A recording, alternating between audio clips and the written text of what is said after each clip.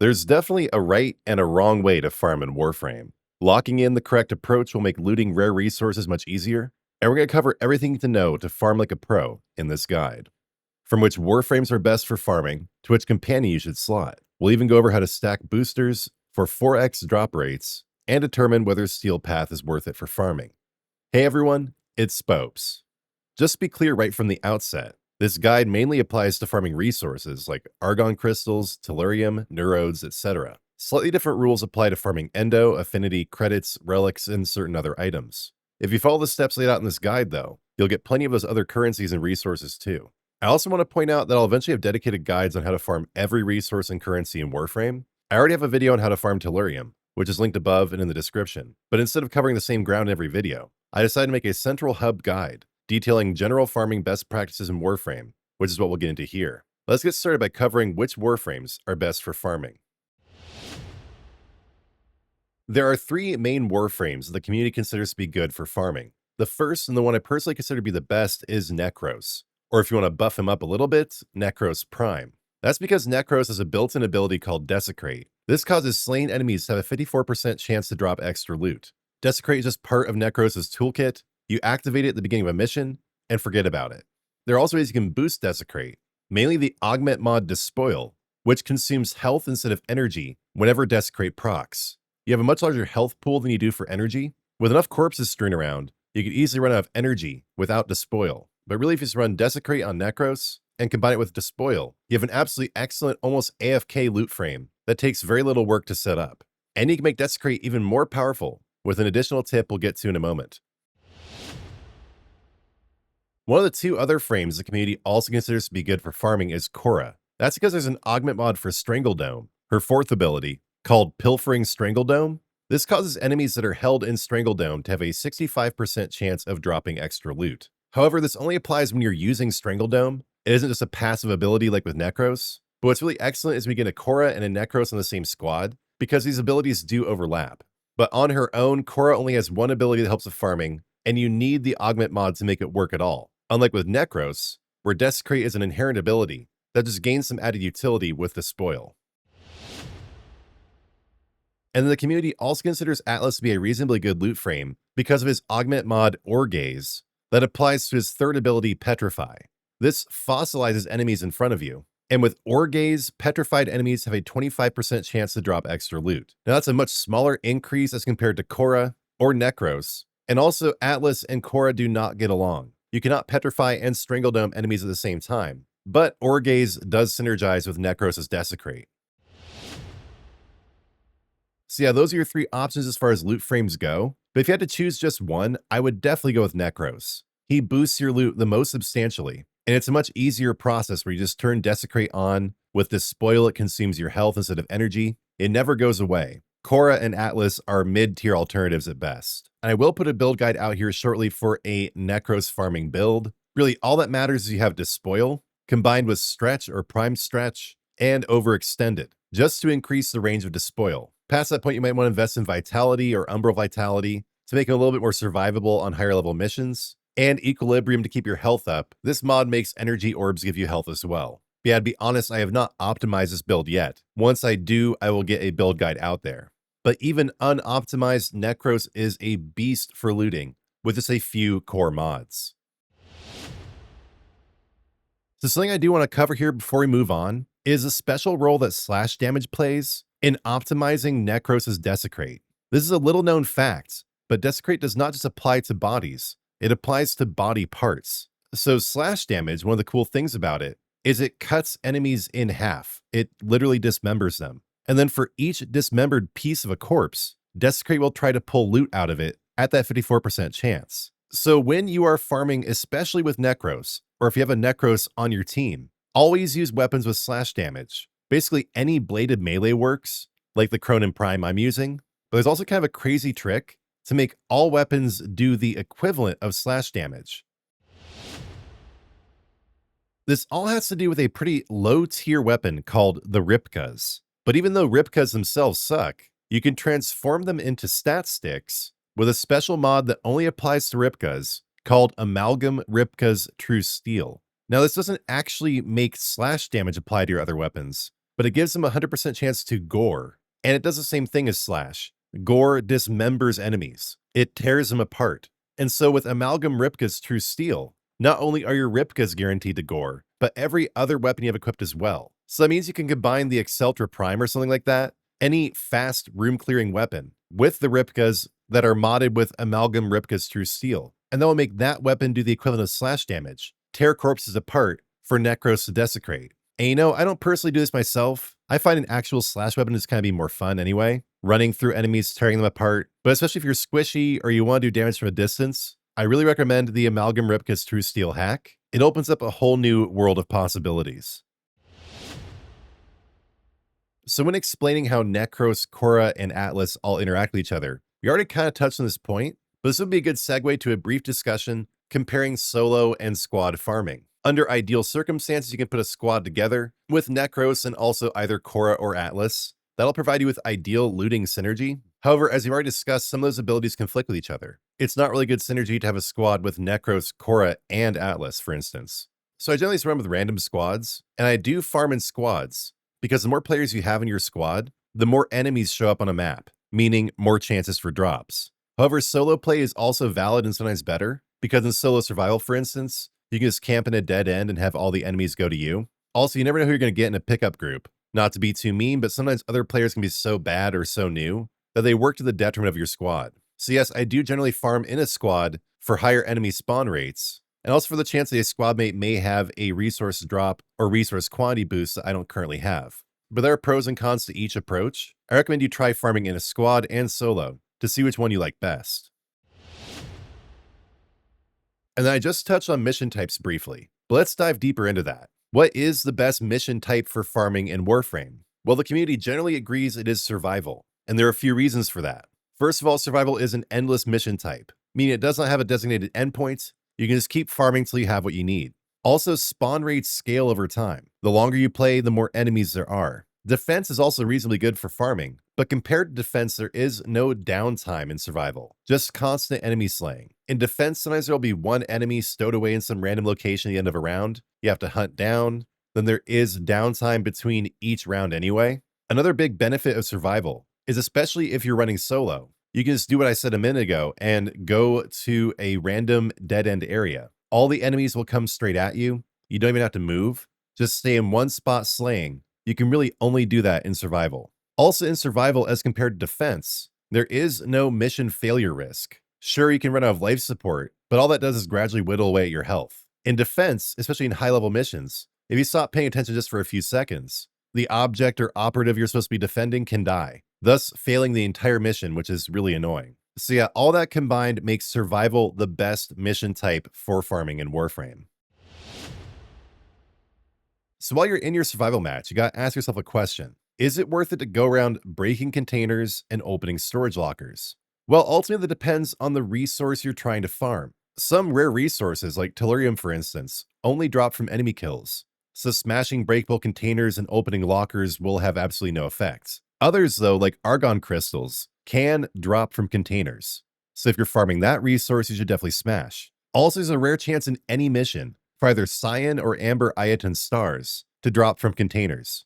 So even if you're farming a resource that only comes from enemy kills, it can be worth it to break and enter just to get that, and the other resources that come out of those containers, like credits and the low tier resources associated with your map. So if you do want to break containers, you're going to want to run either Limbo or Zaku. Limbo's 4th ability, Cataclysm, breaks containers in a wide radius. And with Zaku, it's also his 4th ability, the Vast Untime. Now, these are not really good farming frames overall. They're just good for breaking containers. And neither of these abilities, either Cataclysm or Vast Untime, actually open storage lockers. So in the end, their utility is kind of limited, only useful for getting low tier resources that come from containers and from lockers. But yeah, just summing up, the general rule here is only worry about containers and lockers if you're sure the resource you want comes from them, and then consider using Zaku or Limbo. But even for low tier resources, Nekros Prime will still probably edge out in terms of utility.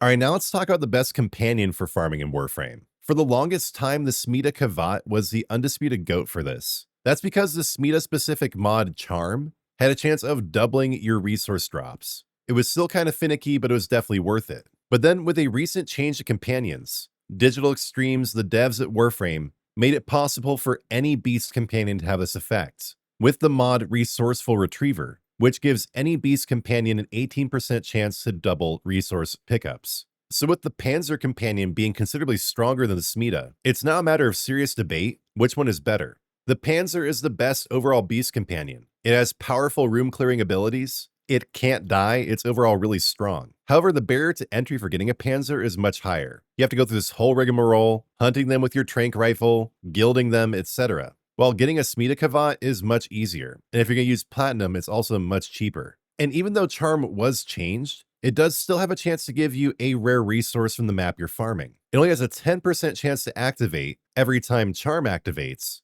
ultimately taking the chance of getting this rare resource down to only 4%. But some would argue that extra 4% does make the Smeeta better than the Panzer for farming. I mean, it's not 0% after all. And especially if you don't already have a Panzer, the headache of getting one combined with the ease of getting a Smeeta can make the Smeeta the better option. But yes, Panzers are the best overall. I do plan to get one eventually. I just got like halfway there and then kind of got burned out. Decided to go with the Smeeta for now. But when I do get a Panzer, or when I perfect my Smeeta, I'll provide builds on both of those. Just for now, all you really need to know is that if you get a Smeeta, you'll definitely want to slot Charm, put on Animal Instinct for better loot radar, throw on Tech Enhance to increase the duration of Charm. That can rarely lead to doubling that rare resource drop rate if Charm overlaps with itself. You also definitely want Resourceful Retriever. Whatever beast companion you have, this is absolutely essential. And then of course, also Fetch. This mod allows your companion to grab drops for you. So yes, TLDR, Panzer is probably better in the end, but Smeeta still has its advantages,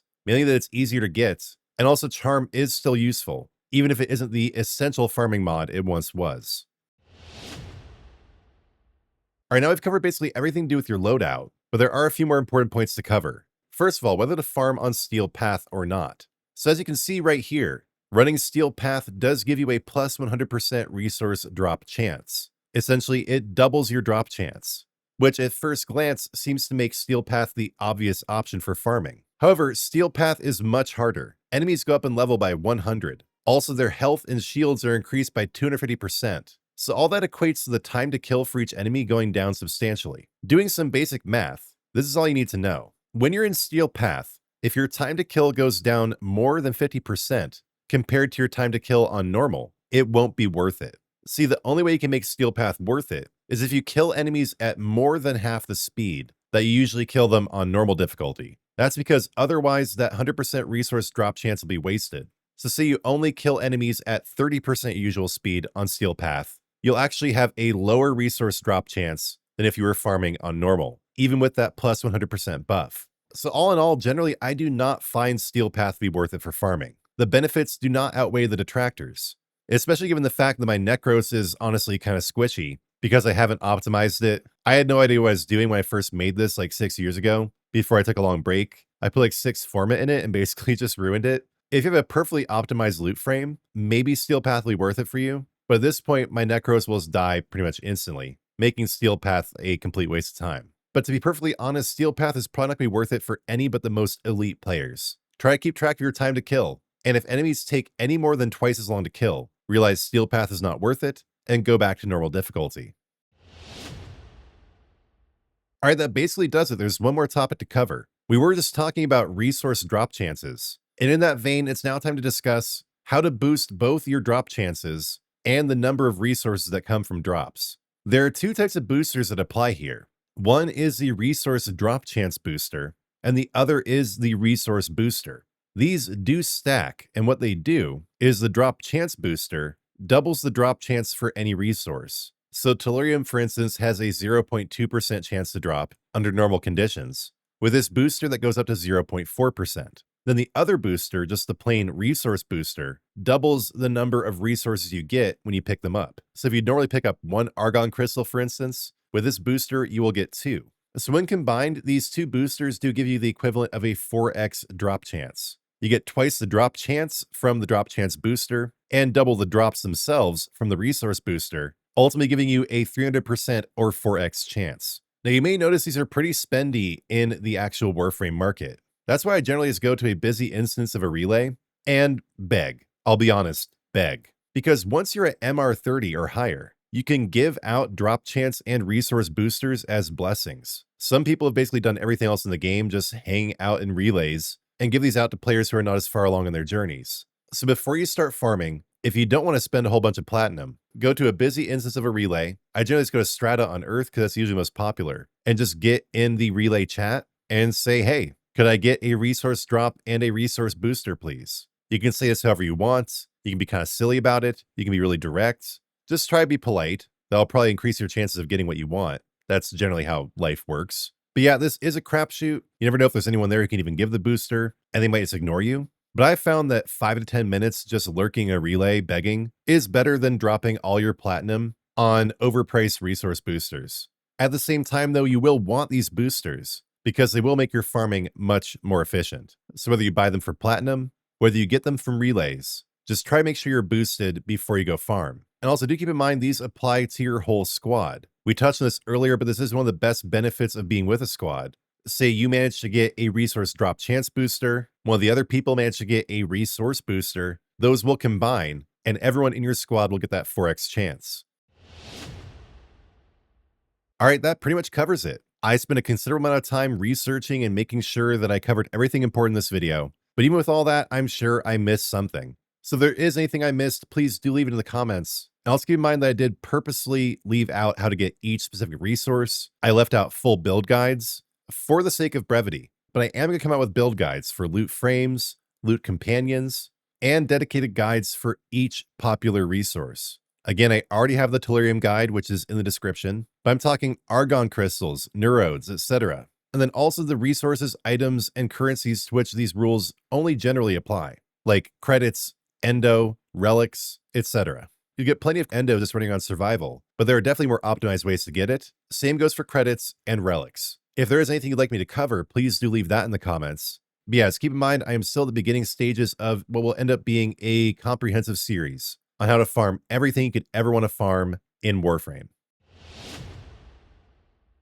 I really do appreciate you all watching. If you are new to the channel, please do subscribe. Also, I really appreciate it if you liked and hyped this video. And it would really mean the world to me if you got a Spopes or a membership, checked out the merch below the video, or left a donation. But yeah, most importantly, do comment with your thoughts and tips. I just got back from a very long break from the game. I was playing it very casually before. I consider myself to be a fast and a good learner, but that doesn't mean I know everything. I know there are big-time experts out there, true legends. And if that's you, please don't be shy of helping out with your insight in the comments. I do appreciate you all so much for watching and supporting the channel, but as a Christian man, I am even more grateful to God. So like I do with every video, I'm going to finish out with a brief prayer to my Lord and Savior, Jesus Christ.